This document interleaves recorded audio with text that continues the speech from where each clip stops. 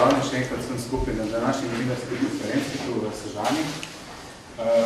Kot veste, je Slovenija tretja najbolj gozdnata država v Evropi in gozdovi pokrijejo kar 60% naše površine.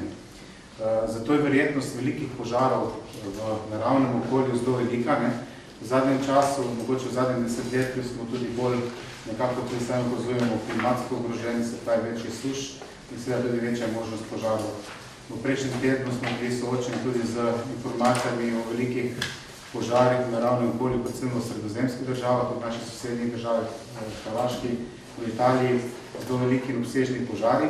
Mi na srečo v naravnem okolju letos še nismo imeli zelo obsežnih požarov. Imeli smo pa 3 velike industrijske požare, s katerimi so se pač vse oglasilcev do vseh ostalih, ki so pač udeleženi pri gašenju takšnih požarov, bili zelo vključeni. Zato smo nekako se danes odločili, da vam predstavimo, kakšne ukrepe imamo v Sloveniji, oziroma kako smo pripravljeni v Sloveniji na velike požare, obsežne požare v naravnem okolju in tudi sicer druge večje požare. Tako da bom mi danes predstavil ukrepe, s katerimi zagotavljamo pripravljenost na velike požare, kakšen je način financiranja pripravljenosti na požare in kakšni so stroški intervencij. Našteli bomo nekaj statističnih podatkov o požarih v zadnjem času v Sloveniji. Potem tudi nekako še enkrat spomnili in predstavili državni načrt zaščite in reševanja v velikem požaru v naravnem okolju, ter kakšen je način usposabljanja in kako poteka izvajanje intervencije pri gašenju požarov in ne nazadnje tudi, kako Slovenska vojska sodeluje pri gašenju velikih požarov v naravnem okolju, predvsem z svojimi zmogljivostmi, ko so poplavni helikopterji Slovenske vojske. Tako da bi zdaj kar uvodoma najprej za neko oceno pripravljenosti Republike Slovenije na soočanje z večjimi požari v naravnem okolju in tudi sicer prosil ministrico za obrambo Andrejo Katič, izvolite. Hvala. Lep pozdrav vsem skupaj tudi v mojem imenu. Me veseli, da smo se zbrali tako v velikem številu, tudi zaradi tega, ker z veseljem predstavimo naše kapacitete tako za izobraževanje kot za usposabljanje in tukaj v Sežani deluje izpostava izobraževalnega centra IK Uprave Republike Slovenije zaščite in reševanje. Kot je bilo uvodoma povedano, Slovenija je okoli 60% poraščena z gozdovi in zato je požarna ogroženost odvisna predvsem od klimatskih značilnosti, od vrste tal, od vrste in strukture gozda in drugega rastja, količine in vlažnosti, ter seveda tudi bližine potencialnih povzročiteljev požarov. Poprečno število intervencij v zadnjih letih bodo sodelavci potem tudi podrobneje predstavili. Lahko rečemo, da je okoli 7 do 9 tisoč intervencij letno, od tega 1500 do 4000 v zvezi s požari oziroma na prostem. Od tega, če pogledamo statistične podatke od leta 2005 do leta 2016 glede števila požarov, najmanj jih je bilo v letu 2014 in sicer 1279, največ jih je bilo v letu 2012 in sicer 4041.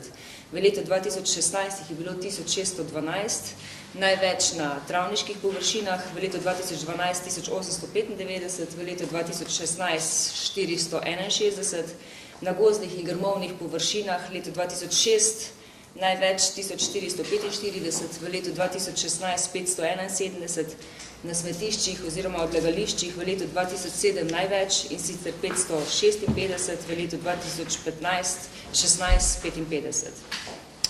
Iz tega je razvidno, da število požarov za leti upada, seveda pa je to odvisno tudi od klimatskih razmer v posameznem letu. In pomembno za zmanjšanje števila požarov je seveda preventiva.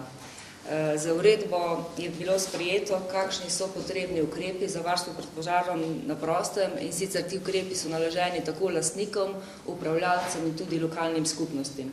Gre največ za redno odstranjevanje suhih organskih materialov, za vzdrževanje prevoznosti poti, za čiščenje požarno-varnostnih pasov, požarnih zidov, zlasti ob železnicah, ob cestah, daljnovodih, plinovodih, za graditev protipožarnih presek, vodnih zbiralnikov, za določitev pristajalnih mest za helikopterje in tudi za določitev mest za zajemanje vode.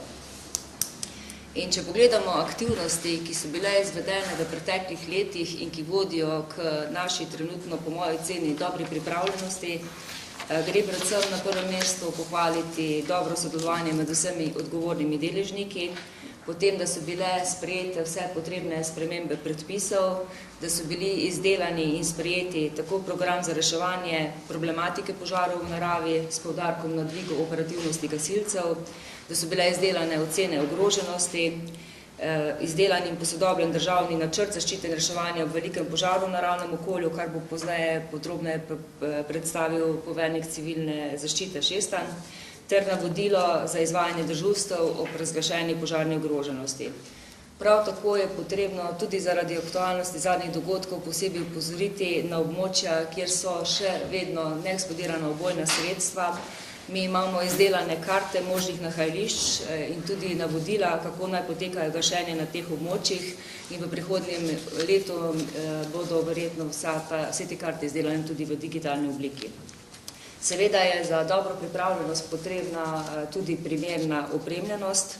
V preteklosti je Uprava Republike Slovenije za zaščito in reševanje razvila poseben kombinezon za gašenje gozdnih požarov, prav tako je bilo razvito tudi posebno vozilo, predpisana je tipizirana zaščitna oprema in z njo so opremljeni gasilci tu na Krasu, ter v skladiščih je tudi oprema za vse tiste gasilce, ki bi prišli na pomoč tudi iz drugih območij.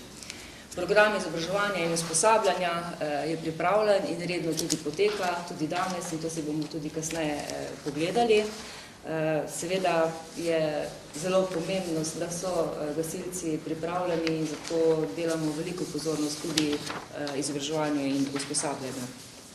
Zanemariti ne gre nadzor območja, imamo postavljenih 20 lokacij z nadzornim sistemom videokras, ter pogodbe sklenjene z 7 AER klubi, da vršijo še dodatni nadzor območja.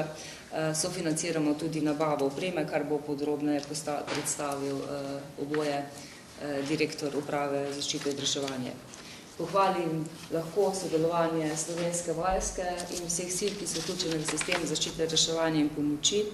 Slovenska vojska je za helikopterji v zadnjem času sodelovala 228 krat, od tega 148 krat z HNMP, 67 posegov za reševanje v gorah in če se osredotočimo samo na požare, 8 posredovanj v požarih, kjer je bilo prevoženih 231.100 litrov vode in seveda posredujemo tudi v primeru, ko pride do izpada policijskega helikopterja. Dogovorjen je sistem aktivacije oziroma sodelovanje Slovenske vojske z ostalimi silami. Slovensko vojsko aktivira poveljnik civilne zaščite, v nujnih primerih lahko to naredi tudi minister oziroma po ministrovem pooblastilu načelnik. Dežurne helikopterske enote posadke so na Brniku z Beli in Kugarji v vidnem delu dneva na 15 minut, po noči 2 ure. Kar se tiče same vode za gašenje, se prenaša v vrečah, nosilnost je od količine 800 do 3400 litrov, pa bo to tudi kasneje pripadnik Slovenske vojske podrobneje pojasnil. Je pa seveda uspešnost gašenja z helikopterji odvisna tudi od vremenskih razmer. Glede na to, da je bilo veliko govora tudi v zadnjem času, pa lahko povem, da smo uspešno končali in podpisali tudi pogodbe za usposabljanje vseh pilotov na simulatorjih, tako za Bele kot Kugarje, in da bodo v avgustu napoteni v Ameriko že 10 pripadnikov, v septembru, oktobru 16 pripadnikov v različnih terminih, tako da bo tudi za usposobljenost pilotov poskrbljeno. Nekaj besed bi spregovorila, glede na to, da smo danes tukaj v Sežani, tudi glede nadaljnega razvoja tega območja tu. Mi se z občino Sežana dogovarjamo in mislim, da smo v zaključni fazi, kar se tiče sklenitve pogodbe o menjavi zemljišč. tako da bomo mi tukaj zgradili sodoben poligon za izobraževanje, za usposabljanje gasilcev. Občina Sežana pa bo dobila prostor, ki bo lahko postavila gasilski dom, prav tako bo pridobila garaže in lahko tudi uredila skladišče za Rdeči križ. Mogoče bi se dotaknila še mednarodnega sodelovanja, kar je bilo tudi aktualno v zadnjem obdobju. Bilo je tudi v javnosti že povedano. Republika Slovenija je bila vedno pripravljena in je vedno pripravljena preskočiti na pomoč. In to smo v preteklih letih že dokazali. V gradivu, ki ga dobite, je tudi nekaj podatkov, več bomo objavili tudi na spletnih straneh. Potrebno pa se je pri nudenju teh pomoči držati pravil. Mi imamo sklenjene bilateralne pogodbe skoraj z vsemi državami v širši regiji in tako lahko vsaka država zaprosi za pomoč preko bilaterale ali pa preko Evropske unije, mehanizma civilne zaščite. Seveda pa gre v tem primeru tako, da je potrebno zaprositi za to pomoč pisno in tudi navesti, kakšna pomoč se pričakuje. Tako, toliko bi bilo od mene. Sem pa seveda pripravljena odgovarjati na vprašanje, pa potem v zaključku mogoče tudi na druge aktualne teme, ki jih ima Ministrstvo za obrambo. Hvala. Kot ministrica že omenila, bo zdaj način sofinanciranja požarne varnosti in tudi zagotavljanja ustrezne opremljenosti gasilcev in drugih sil za zaščito in reševanje, da je predstavil generalni direktor Uprave Republike Slovenije za zaščito in reševanje. Hvala za besedo. Tudi z moje strani hvala za vašo udeležbo na današnji novinarski konferenci. Namreč na Upravi za zaščito in reševanje seveda ne moremo vsega urejati sami. Zato smo izredno cenili področje urejanja požarov v naravnem okolju s pomočjo tako lokalnih skupnosti, Zavoda za gozdove, Gasilske zveze Slovenije, tudi naših kolegov iz Slovenske vojske in vseh, ki smo pravzaprav vzpostavljali ta sistem, da smo prišli do določenih rešitev in pa tudi do državnega načrta zaščite in reševanja in vseh ukrepov, katere pravzaprav se nam zdaj obrestujejo, ko pride do takšnega požara. Namreč preventive se ne da zamenjati. Preventivno je treba delovati v vsakem primeru, da se zmanjšajo tveganja, vendar pa seveda prihaja potem tudi do operativnega ukrepanja. Pri operativnem ukrepanju seveda so ključna sila gasilci. In za učinkovito in varno delo potrebujejo številne podatke, zato smo v okviru vseh teh dejavnosti, ki smo jih izvajali, izdelali tako čezmejni atlas protipožarnih objektov, kjer so vrisani vsi hidranti, daljnovodi, vsa vodna zajetja, vse, kar pravzaprav jim lahko služi ob njihovem ukrepanju. In potem tudi zraven smo pridodali za to območje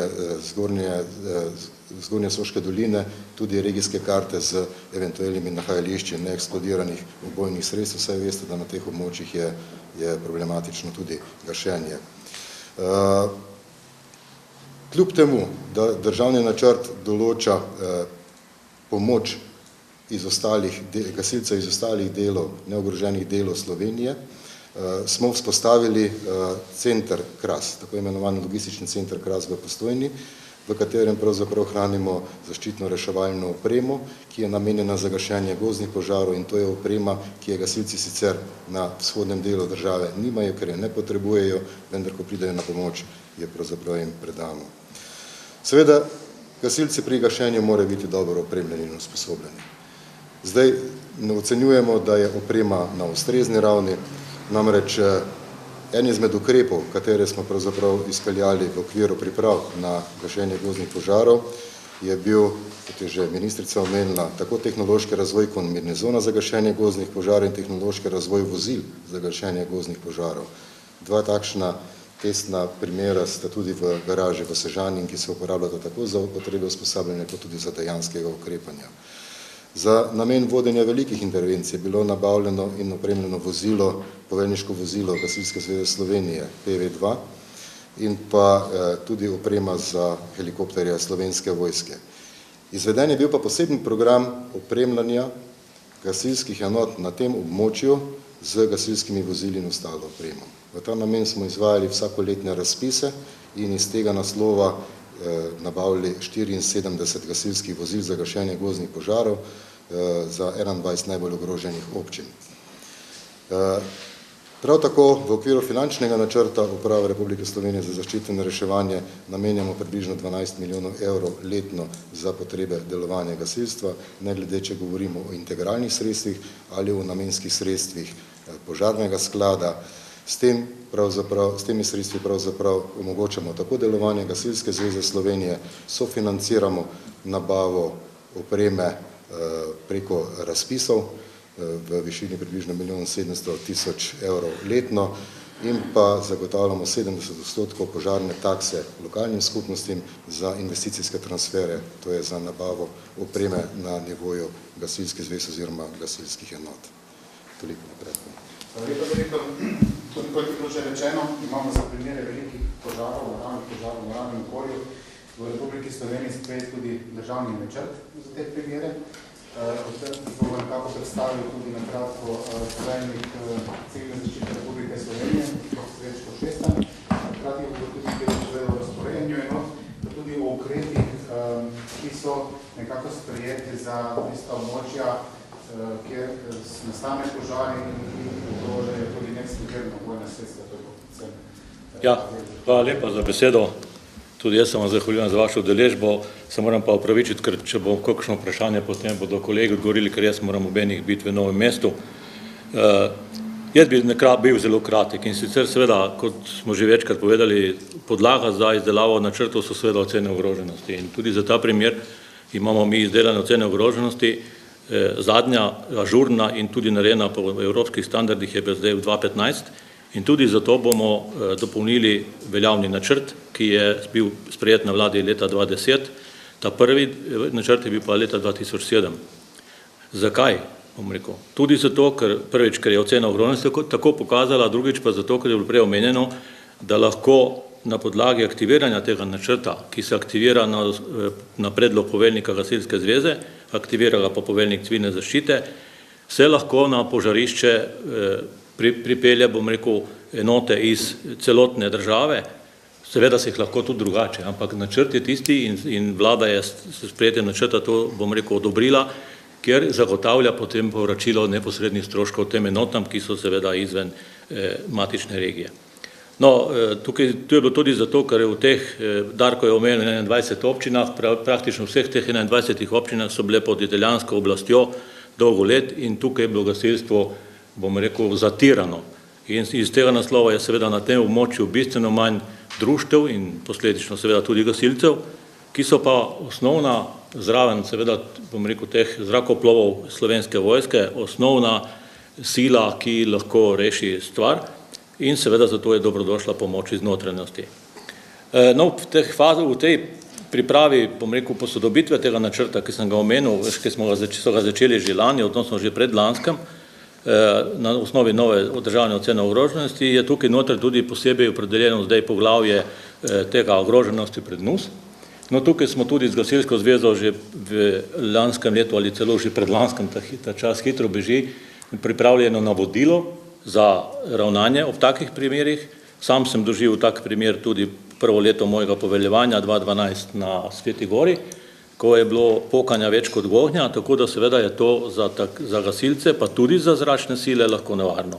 In zato smo mi seveda takrat potem se odločili in pripravili na upravi in skupaj, kot sem rekel, za Gasilsko zvezo, pa mislim, da so sodelovali tudi drugi, zdaj ne vem na pamet kateri, pripravijo to navodilo, ki je praktično v vseh gasilskih vozilih na tem območju, kot je prej Darko omenil, kjer so prisotne te NUS-i.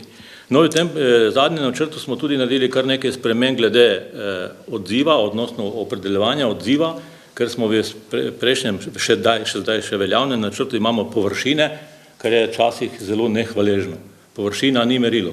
Tako da je tukaj zdaj glavni tisti poveljujoči, odnosno vodja intervencije, pa seveda skupaj z mano pa s poveljnikom Gasilske zveze, tisti, ki se potem odločijo, ali se aktivira državni načrt ali ne, in ne bo več vezano na površino, ker, kot sem rekel, ni mirodajno. No, seveda sestavni del načrtov je tudi ozaveščanje prebivalcev.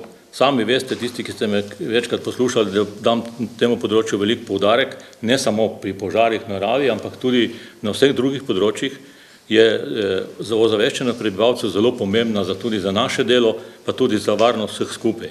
Tako da na tem področju je uprava in ministrstvo v preteklih letih skupaj seveda tukaj ne smemo nikoli ne spustimo in ne pozabimo Gasilske zveze, pa tudi Združenja za požarno varstvo, pa še katerih drugih teh akcijah, kot so oktober mesec, pa razne prireditve za mladino, za otroke, poudarjala res te, bom rekel, vsebine, ki pripomorejo k temu, da se tudi ljudje sami kaj pomagajo ali pa da se razmišljajo, kako ravnati ob takih situacijah. No, pomembno je tudi povedati, da smo tudi v letu 2014 spremenili, Darko je morda pozabil omeniti, spremenili tudi uredbo o varstvu pred požarji v naravnem okolju, kjer smo tudi zapisali tisto, kar smo delali kar nekaj let, tako bom rekel, na sivo varianto, da lahko po tej uredbi, ko je razglašena velika požarna ogroženost, vzpostavimo dežurstvo tukaj v centru v Sežani. No, tu izhaja še iz časov, ko smo imeli civilnike oziroma oporečnike, ker smo imeli edini v državi narejen ustrezen program za te oporečnike in smo jih imeli tukaj v Sežani, jih usposobili za gašenje požarov v naravi in so bili prva tista sila pomoč tem, bom rekel, tako poklicne enoti sežanski, kot tudi drugim, ki so potrebovali pomoč tle na Krasu.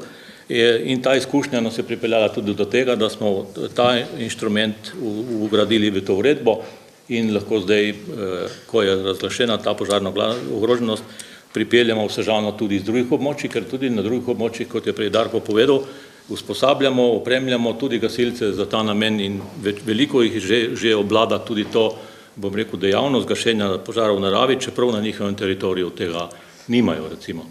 Tako da, jaz bi s tem zaključil, no, okrog razporejanja morda to je vse povezano vsem tem, seveda se to aktivira po gasilskih načrtih, tam imajo prvi, drugi, tretji sklic, to bo verjetno predsednik še kaj lahko povedal.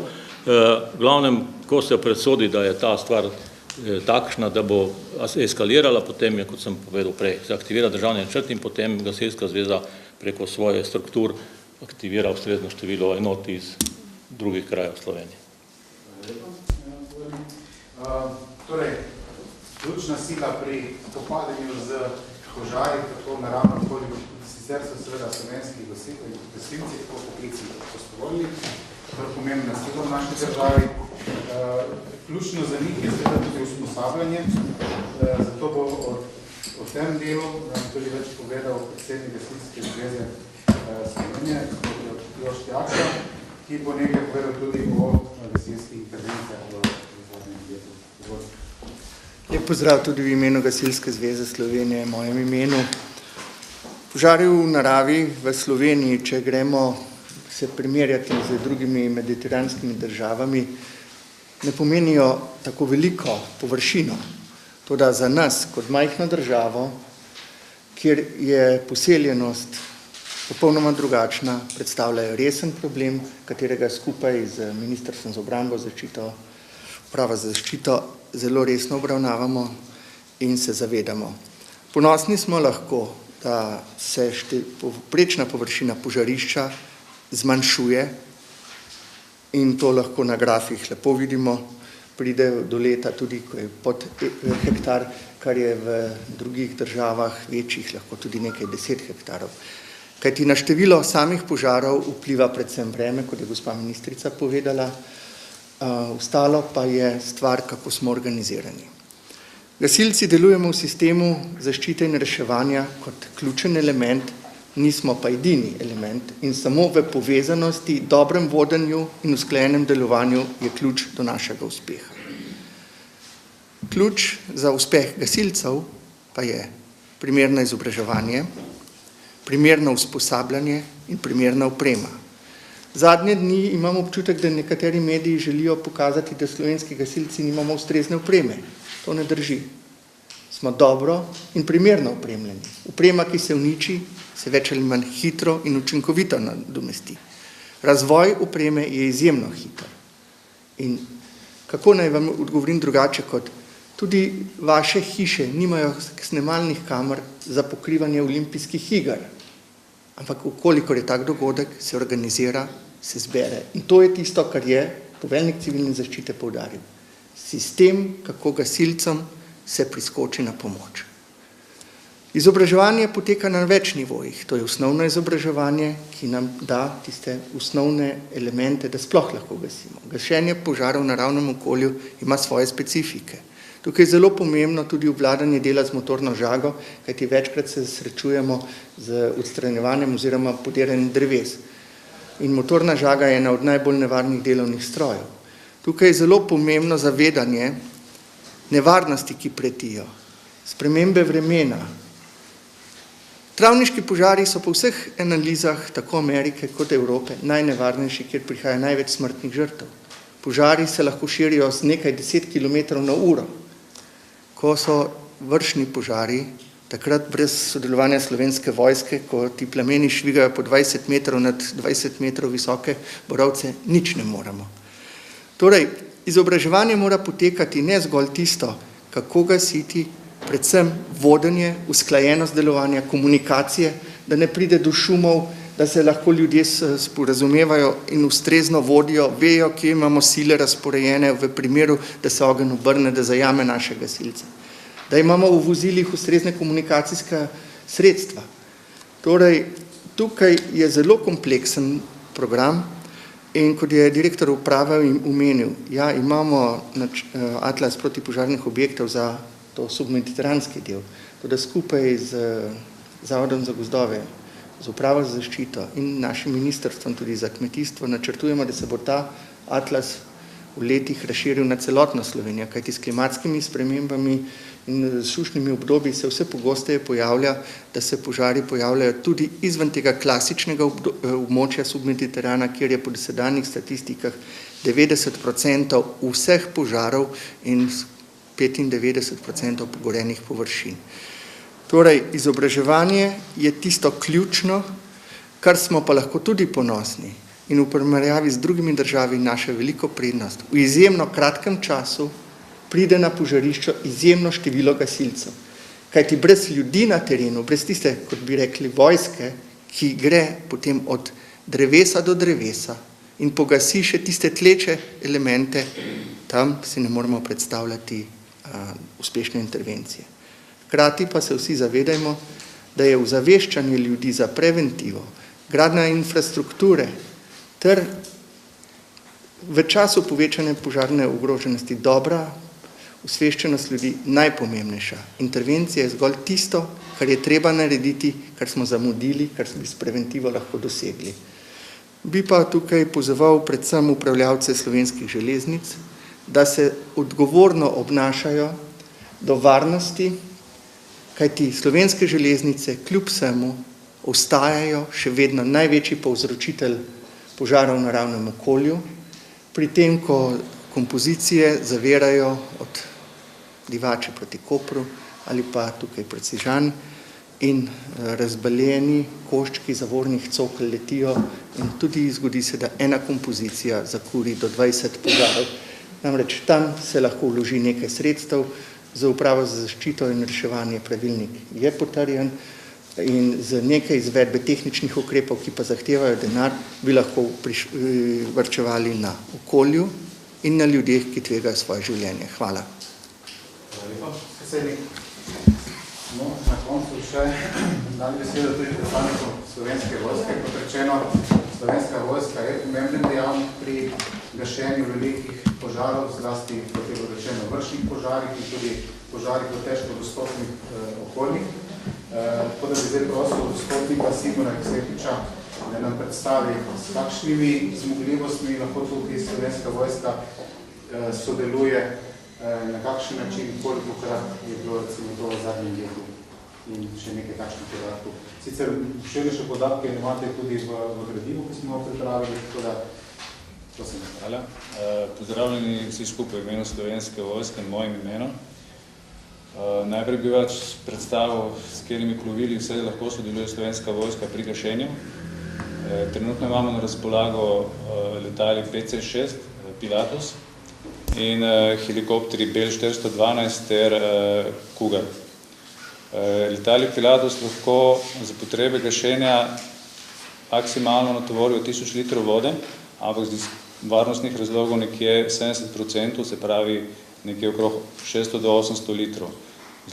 Potrebujejo nekje 300 metrov vzletno pristajalne steze, torej se pravi vsak malo večji travnik lahko na terenu, kjer se pač oceni za primeren, lahko uporablja za samo izvajanje operacij. Helikopter Bell 412 ima nekje zmogljivost prenosa 1200 litrov vode, prav tako iz varnostnih razlogov se nekje uporablja 800 litrov, 800-900 litrov in pa Cougar ima nekje zmogljivost do 3400 litrov, vendar prav tako nekje okrog 2400 litrov lahko zagotovimo na samem terenu. Trenutno imamo na razpolago v 15-minutni pripravljenosti na Brniku helikopter za kakršnekoli izvajanje tovrstnih operacij in pa v 2-urni pripravljenosti. Ter v primeru večjega požara lahko nekje v 24 urah zagotovimo še dodatno letalo Pilatus PC-6 in pa dodaten helikopter Cougar. Trenutno sodelujemo z Gasilsko zvezo na podlagi letnega načrta usposabljanja. Imamo pač redne usposabljanje posameznih gasilskih društev za primere uporabe helikopterja. V zadnjem letu je bilo nekje, kot je že ministrica sama poudarila, nekje 8 posredovanj, ampak glede na zadnjo posredovanje v Novem mestu, mislim, da je zdaj že 10 oziroma 11, se pravi, bilo nekje izvedenih 23 ur na leta za tovrstne operacije. V bistvu 2 večja požara sta bila, to je bil požar na strelišču Bač in pa zahtevnejši požar v Ljutomerju, ker je pač gorela kemična tovarna in pa sedaj zadnji požar v Novem mestu. Toliko bi jaz imel glede strani Slovenske vojske. Hvala lepa. Prosim. Zdaj, mogoče predajmo, dam še vam besedo za vaše vprašanje. Mogoče še kratek odziv ministrice na nekatere izjave tudi v zvezi z pogajanji in sodelovanjem sindikata poklicnih gasilcev pri tem, tako da mogoče še. Jaz bi v bistvu s tem nadaljevala, kar je bilo nazadnje povedano, glede večjih požarov, ki so se zgodili v zadnjem obdobju. Mi smo včeraj Ministrstvo za okolje posredovali pobudo, da takoj skupaj z našo pomočjo pristopi tudi k pripravi predpisa, ki bo urejal, na kakšen način morajo biti organizirani prostori, območja, kjer hranijo ne nevarne, pa tudi nevarne odpadke. Kot ste sami lahko spremljali, je bilo gašenje gasilcem pravzaprav zelo težko, ker niso mogli dostopiti, ker je bil to nakupen, nagrmaden material in v bistvu ni bilo nekih prehodnih poti. In verjamemo, da tako kot je bilo v preteklosti, kar je tudi izkušnja pokazala, glede odlagališča gum, pripravljen predpis, da lahko to prakso uporabimo tudi za vse ostale odpadke. To je eno in odgovor ministrice je, da bomo takoj skupaj pristopili tudi k reševanju te problematike. Kar se tiče drugega, bi pa sama povedala tudi glede aktualnosti odprave plačnih anomalij. Zanikala bi navedbe, ki so bile danes s strani predsednika poklicnih gasilcev, sindikata poklicnih gasilcev. Mi smo takrat vodili pogajanja, v mojem imenu tudi namestnik uprave Republike Slovenije za zaščito in reševanje Drvodel.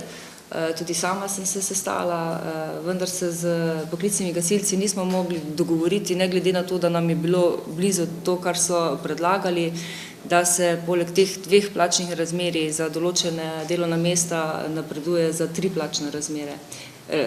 Zaradi tega, ker ko gledamo vladno pogajalsko skupino, gledajo vsa primerljiva delovna mesta, ne samo pri poklicnih gasilcih, tudi v policiji, Slovenske vojske, tudi vseh ostalih primerljivih poklicih in nihče pri odpravi teh anomalij ni predlagamo, da gre gor za 3 plačne razrede.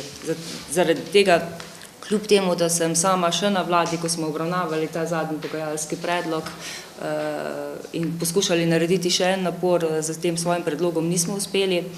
Jaz sem potem poklicala z Darkotovega telefona in smo govorili s predsednikom, ponudila sem mu, da se še enkrat srečamo, seveda sem z razumevanjem sprejela to, da je pogajanje potekalo pozno v noč in da so vsi skupaj utrujeni in sem sama tudi izrazila pripravljenost, da se pripeljem v Maribor, da se ponovno poskušamo dogovoriti, vendar je tudi sam povedal, da težko brez sodelovanja vseh ostalih, tako kot imajo pač urejeno v sindikatu, da kakršnokoli stališče, tako da je bil potem naš dogovor takšen, da smo pripravili še enkrat pisen predlog, ki smo ga seveda morali uskladiti tudi z vladno pogajalsko skupino oziroma z Ministrstvom za javno upravo, vendar žal potem njihovo reakcijo na ta naš zadnji pisen predlog smo prejeli preko novinarske konference, niti nam niso odgovorili, niti se niso javili na telefon.